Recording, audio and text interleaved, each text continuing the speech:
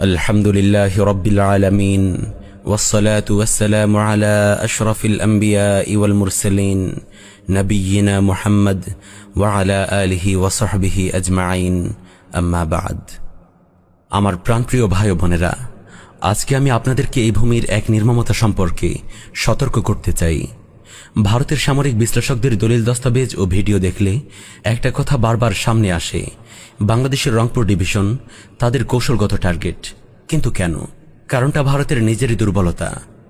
Siliguri corridor, যাকে বলা হয় চিকেন নেক, মাত্র 22 কিলোমিটার প্রশস্ত এই সরু ভূখণ্ডই ভারতের মূলভূমির সাথে তার উত্তর পূর্বাঞ্চলের 7 রাজ্যকে জুড়ে রেখেছে। যুদ্ধকালীন পরিস্থিতিতে এই করিডোর যদি কোনোভাবে অবরুদ্ধ হয়ে যায়, তাহলে ভারতের সামরিক রসদ সেই অঞ্চলে পৌঁছানো অসম্ভব হয়ে পড়বে। তাদের হিসেব অনুযায়ী সেই কোণঠাসা অবস্থা থেকে বাঁচার একমাত্র পথ বাংলাদেশের রংপুর ডিভিশন দখলে নেওয়া। এটা তো তাদের সামরিক কৌশলের কথা, কিন্তু মাঠের চিত্র আরো ভয়াবহ। আগস্ট বিপ্লবের পর থেকে রংপুরে একের পর এক বিশাল সমাবেশ হয়েছে। সারা দেশ থেকে হিন্দু জনগোষ্ঠীকে বিশেষভাবে এই স্ট্র্যাটেজিক অঞ্চলে পুনর্বাসন করা হচ্ছে বলে তথ্য আসছে। আর সেই ধারাবাহিকতায় রংপুর বিভাগের গাইবান্ধা জেলার পলাশবাড়িতে নির্মিত হচ্ছে এক বিশাল রামমূর্তি ও কৃষ্ণমূর্তি। এই একই পলাশবাড়িতে হয়েছে গীতা মহোৎসব, সেখানে এসেছে ভারতীয় কূটনীতিক। একটু ভাবুন, বাংলাদেশের হিন্দু সম্প্রদায় তাদের ধর্মীয় অনুষ্ঠান করবে, এটা তাদের সাংবিধানিক অধিকার হতে পারে। কিন্তু প্রশ্ন হলো, একটি বিদেশি রাষ্ট্রের কূটনৈতিক প্রতিনিধি কেন সেখানে উপস্থিত হচ্ছে? কোন সম্পর্কে সে আসছে? কোন স্বার্থে এই উপস্থিতি? এবার একটু ভূগোলের দিকে চোখ ফেরানো যাক। পলাশবাড়ি 2011 সালের আদমশুমারি তথ্য অনুযায়ী এই উপজেলার মোট জনসংখ্যার 6.4% হিন্দু আর মুসলিম 92.48%, অর্থাৎ এটি দেশের অন্যতম কম হিন্দু অধ্যুষিত একটি এলাকা। তাহলে এই বিশেষ জায়গাটিকেই কেন বারবার বেছে নেওয়া হচ্ছে? কারণ একটাই, এই জায়গার ভৌগোলিক অবস্থান অত্যন্ত স্পর্শকাতর। এটি ঠিক সেই কৌশলগত রেখায় অবস্থিত যে রেখা বরাবর রংপুর ডিভিশনকে বাংলাদেশের মূল ভূখণ্ড থেকে বিচ্ছিন্ন করা সম্ভব। ভারতীয় সামরিক পরিকল্পনায় রংপুর দখলের যে লাইন নির্ধারিত, ঠিক সেই লাইনেই এই বিশাল মূর্তি স্থাপন করা হয়েছে। এটা কোনোভাবেই কাকতালীয় হতে পারে না। এই কৌশল নতুন নয়। হাসিনা আমলে মিরসরাই ও ফেনীতে ভারতীয় ইপিজেড স্থাপনের অনুমতি দেওয়া হয়েছিল।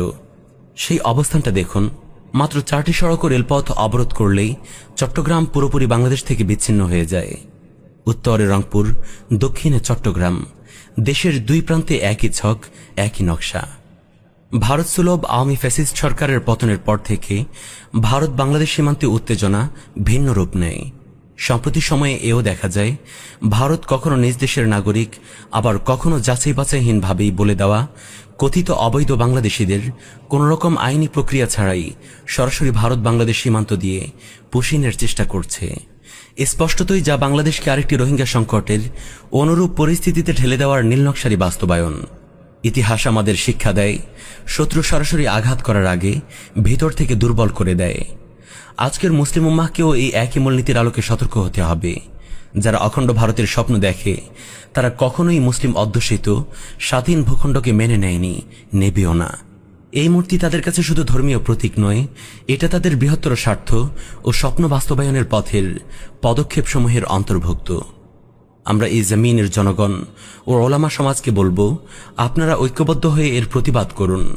দেশের সার্বভৌমত্বের বিরুদ্ধে এই ধরনের ষড়যন্ত্রমূলক কাজকে রুখে দিন।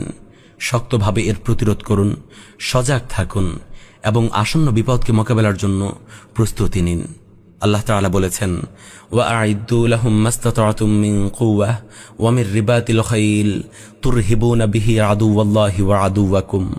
আর তোমরা তাদের বিরুদ্ধে যথাসাধ্য শক্তি ও অশ্ববাহিনী প্রস্তুত রাখবে, যাতে তোমরা আল্লাহর শত্রু এবং তোমাদের শত্রুদেরকে ভীত সন্ত্রস্ত করতে পারো। শক্তি প্রস্তুত রাখার প্রথম শর্ত হল চোখ কান খোলা রাখা, সতর্ক থাকা, সত্য বলা। আজ যদি আমরা নীরব থাকি, আগামীকাল হয়তো কথা বলার ভূমিটুকুও থাকবে না। আর আজ যদি আমরা বসে থাকি, কাল ন্যূনতম প্রতিরোধটুকুও করতে পারবো না। আল্লাহ আযজা ওয়া জাল এই জমিনকে সমস্ত ষড়যন্ত্র থেকে হেফাজতে রাখুন। ন্যায় ও ইনসাফ ভিত্তিক শরিয়াহ শাসনের ছায়াতলে ফিরিয়ে আনুন। আমিন ইয়া রাব্বাল আলামিন।